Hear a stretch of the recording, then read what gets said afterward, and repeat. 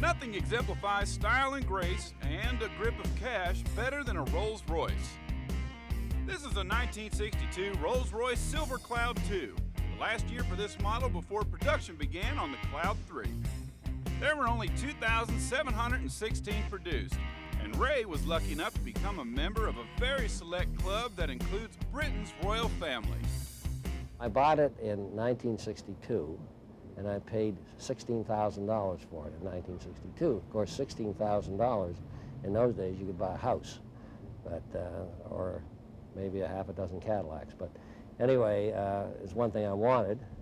In 1962, I think I made a little bit of money in the food business, so I thought I'd like that car.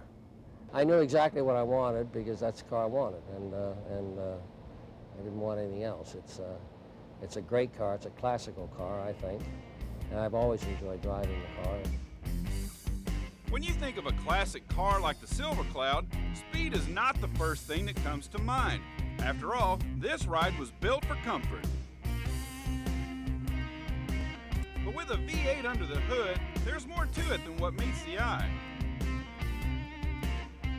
Unfortunately, it wastes little time getting to the gas pumps as well.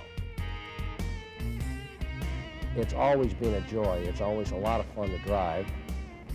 Now, when the gas war came on, when the prices shot sky high, you would go along the street with a car, and the young children who always understand cars and new cars would always go boo.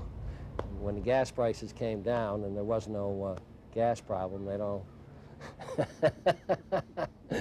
So, kids are a barometer that way. We asked Ray if he worries about driving his car in traffic.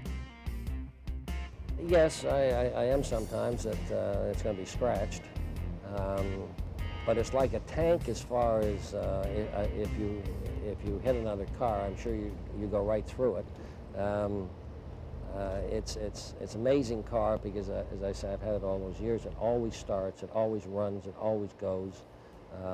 It's like a big old tank, and I always get a lot of remarks about the car, of course, when you're driving it. Now, at first, I think I was a little bit embarrassed at first, but then you get accustomed to it and you think, well, I own it, you don't, or something. The classic grille on the Rolls is made totally by hand and eye. There were no measuring instruments used.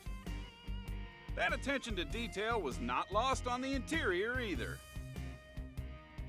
The back tables in the back seat, the picnic tables. You can go to McDonald's with the car and have a McDonald's in the back seat on your picnic table. It's a lot of fun. It's a fast car. It's a very fast car because in those days they didn't have all the controls they do now. You know, emission controls and so forth.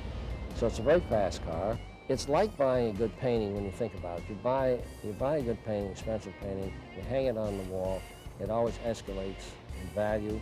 As a rule, if you buy the right painting, anyway, usually it escalates. And it's the same thing with an automobile.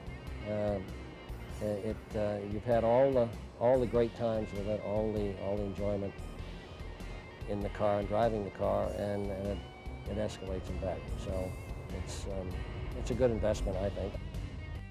That Rolls is like a work of art, but this one isn't left hanging on a wall.